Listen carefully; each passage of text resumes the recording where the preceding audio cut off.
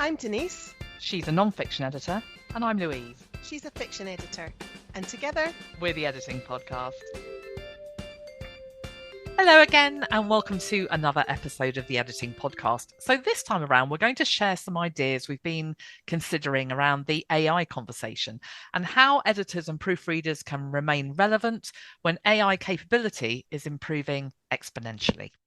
Yeah, and look, we're not going to pretend for a minute that we have all the answers or that what we think might be an effective approach now will still be an effective approach in 5 or 10 years or even 1 year because AI is developing all the time and it's impossible to predict what the future will bring. Absolutely. But there's no doubt about it. It's something that editors and proofreaders are really interested in and watching closely. And so what we thought we might do is focus on how you and we as editorial professionals might frame our service offering in a way that currently AI can't fully replicate, at least not yet anyway. Yeah, so humans understand nuance, subtle emotional cues, and the importance of cultural context. And that means that we can provide feedback that aligns with the intended emotional impact and sensitivity to the subject matter. Yeah, and we have human empathy and perspective too. We're not generating that emotional engagement in seconds after having scoured 1 billion online resources. It's based on lived experience gained since the moment we were born and over many years. Yeah, and that's something we can bring to the table, not just for the writer, but for the target audience too, who are also humans.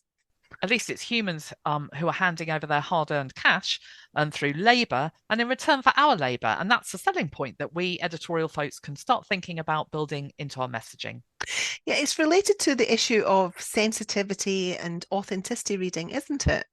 Yeah. Because with that kind of service, an author is asking someone with relevant lived experience to consider a piece of text from their perspective to see if the tone is working and that any factual information provided is correct.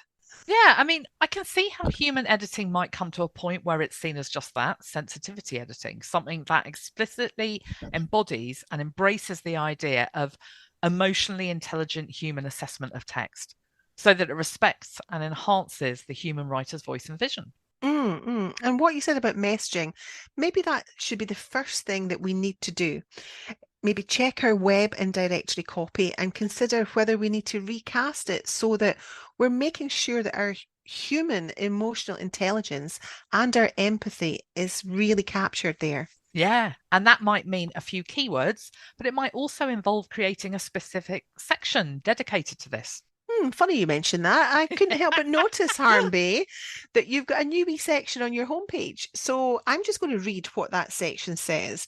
It's not long, just 3 nice lines, nice and pithy. So the heading is Emotionally Intelligent Editing. And then the text says, when you work with me, you work with me, not a subcontractor, not an agency, not an AI, just Louise, from the beginning of the project to the very end. You've brought your human emotional intelligence to the writing. I'll bring mine to the editing. That's lovely. And it's interesting that you've added that. What was your thought process behind doing that? So I've been seeing more and more ads on TV about AI solutions, just like you and everybody else has. And I get it. I can see how AI can transform businesses and services. But when you edit, we don't just bring editors to that process. We bring me and you to that process, the very substance of who we are. Yeah, that's so true. And the thing is, I don't think it's at all out of step with how we've always considered the editor-client relationship, because we see it as a partnership, an interpersonal relationship, one that's built on trust and mutual understanding. One-to-one editing's always been about that. Exactly right. It's not a new concept at all, just one that's been brought into sharper focus because of how technology is developing. It's about making it clear in our messaging that we as individuals are ready to be collaborative and supportive. Yeah, rather than strictly a service provider where it's purely transactional. Yeah. Because human editors, well, we often serve a kind of mentorship role, don't we? Even if we don't call it that. Just think about the editorial reports we write and how important it is to offer more than just a ticked off checklist of things we've done. We're reporting in a way that offers encouragement and motivation and constructive criticism. Yeah. And that's something editorial tools, from macros to generative AI, can't do. It's not emotionally responsive enough to get under the skin of a human writer. Yes, it can carry out complex tasks, but it's not able to bring elements to the table like patience or humor. Not in a Mhm. way currently that's relatable or meaningful to most humans, anyway. Yeah, and I think there's another opportunity for editors and proofreaders to consider too, and that's moral and ethical judgment. Mm, When mm. you're working with words on the stories your clients are telling, whether those are fiction, non-fiction, or academic, you're always bringing subjectivity to the project. And being able to do that in an emotionally intelligent way, well, it's part of being human. Definitely. And more editors are being asked to help writers with guidance on issues like representation and cultural appropriation. And authors who need support with that aren't yet going to find answers via generative AI. What they'll get is a collated or curated view scraped from the content all over the planet. Mm. But it's not, Yeah. what's the word? It's not, Well, it's not felt, is it? yeah, yeah, It's not born from experience. Sometimes we just feel that something's off in the text or that the tone's not quite right. And a human's still the best person for that.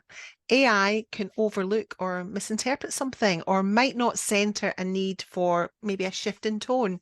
yeah. Perhaps because that shift isn't yet popular or dominant enough, because Mm. the thing is that AI's wisdom comes from the machine learning it does from what's already available. It has to gather the data, make sense of the patterns emerging. At the moment, it's not going to treat writer X differently from writer Y. It's focused on the question, on the problem. Yeah, because it's all the algorithm, isn't it? Yeah, Yeah. yeah. So they do that. It does that rather than perhaps look at why that particular writer's approached the question or the problem in a particular way. And sometimes writers' approaches, needs, and goals evolve over time.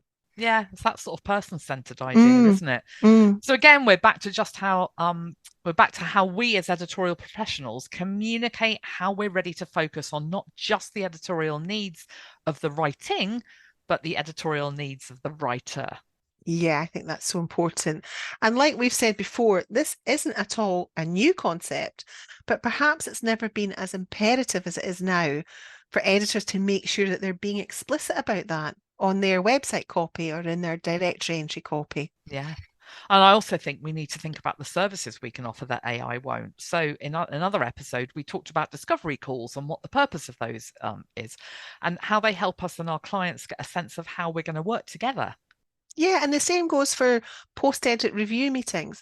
Those are both two really strong examples of opportunities for interpersonal human interaction, ones that are editorially focused. Yeah. Yeah. And in addition to thinking about the messaging on our websites, we need to think about the elements of our service offering and what benefits they have for clients and how we make potential clients aware of them so that our human-based skills are being used to signal our relevance. Mm. And there's something else we can do too. We can make sure that we get out and about. Human editors often have extensive networks in the publishing and related industries, and those can be really invaluable for getting work, for gaining insights about industry trends, guiding writers towards publication opportunities, and marketing strategies. Yeah, and if you don't have those connections yet, networking events are a great opportunity to build them. So I know you, Denise, attend the Freelance Publishing Professionals event every year, and you've built Mm. up some amazing contacts there, which have helped you understand the challenges that practitioners in the ELT and education sectors are facing. Yeah, I really have over the years that I've been going there, and it's helped me to learn, and it's helped me to share the knowledge I have.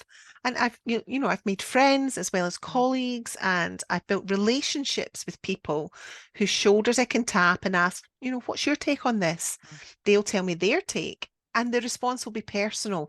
It's not generated by some incredibly clever and responsive algorithm. I enjoy that, and so do they. Yeah. So the lesson is, let's continue to meet as humans. We can Mm. respect the problems AI can solve more quickly than we can, but that doesn't mean throwing our hands up in the air and saying, you know what, it's all over. Instead, it's back to those interpersonal interactions again and saying, okay, things are moving in a direction that might feel a little threatening. So how do we make the best of what makes us unique? Yeah. And talking of unique, here's a question. Is there such a thing as an AI of color or a white AI? Or an AI of faith, or a trans or cis AI, or a straight or gay AI, or a neurotypical or neurodivergent AI, or a specialist STEM editing AI. or a specialist thriller editing AI. Can you see where we're going? Now, these are only simulacra of those types of people. And that's an opportunity right there, isn't it? It's our authentic personal and business identities that make us distinct. So we need to be asking, how do we turn that into something we can use in a way that gets us noticed? So I don't think it's always as simple as shouting about our ethnicity or our physiology or our sexual orientation or gender identity or subject specialisms from the rooftops. Again, it's about centering the potential client. I agree. So saying that you specialize in supporting a writer with particular interests, lived experience, or goals might be more effective. And then you validate that with your own identity and interests if you want to, or you think it's appropriate. Yeah, now of course, some will say, well, AI will soon be sophisticated enough to mimic that perfectly. And maybe it will at some point down the road. But if we spend today guessing what tomorrow will bring, we'll never do anything. Exactly. We need to focus on the present because these things we're suggesting are things that can be done relatively quickly. Over the course of a weekend, we could look at our website content and ask ourselves, do I offer human-centered editorial services like consultancy, coaching, or discovery? If not, should I? And where am I going to communicate that? And do I make it clear who I'm most interested in working with? And can those potential clients see themselves reflected in me and my editorial offering? And what events would it be useful for me to attend in person as a real, living human being? Yeah, that's right. So look, AI can offer really incredible technical assistance and efficiency. There's no doubt about that. But we humans can provide a level of emotional intelligence, creativity, ethical guidance, and personal interaction that is still invaluable. It's still what many clients want.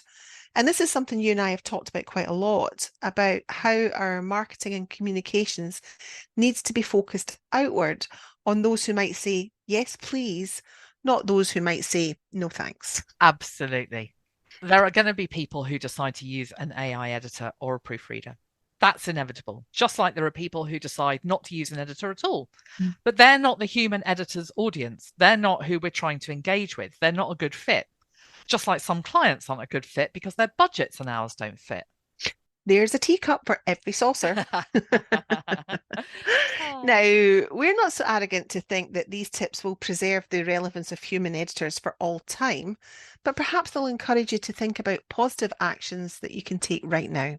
Yeah, and if that feels overwhelming, just do one thing at a time or talk with an editorial buddy about how you might help each other review your web copy, messaging, or attend an event together. Yeah, just do one thing. There's no better place to start. And we're better to finish today. So that's it from us. Thank you once again for listening. We hope you enjoyed this episode. Now, if you'd like to help support the Editing Podcast, we've got a couple of options for you.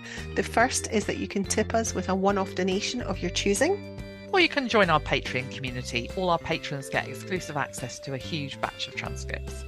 Both the links are in the show notes. In the meantime, she's been Louise. And she's been Denise. Join us again soon. Bye.